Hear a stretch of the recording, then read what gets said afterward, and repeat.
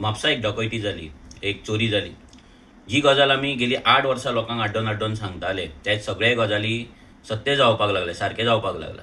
आमी तेन्नाच सांगलेले की हे जे मायग्रंट येतात गोंयान ते गोंयचो कल्चरल जिनोसायड करता, गोंयान क्रायम्स करतात, गोंयान घरान घुसून मारतले. आयज तीच गजाल जाली.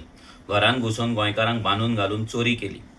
आनी हेका जिम्मेदार आसा फक्त ही मायग्रंटांची वोट बँक, हो बीजेपीचो सरकार, हो होम मिनिस्टर प्रमोद सावंत, जेंचे मोग हो मायग्रंटांचो जाल्लो आसा, जेंचो मोग हे मायग्रंटांच्या वोट बँकाचो जाल्लो आसा. तेंचे झोपडपट्टी रेग्युलरायज करप, तेंचे बस्ती रेग्युलरायज करप आनी तेंकां माझे घर म्हणून नाव दिवप.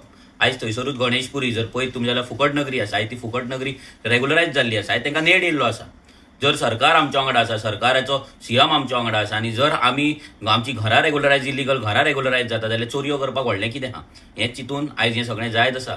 हेचेर खंय तरी कंट्रोल जावपाक जाय. कंट्रोल केन्ना येतलो? जेन्ना गोंयकार चिंतून वोट करतलो.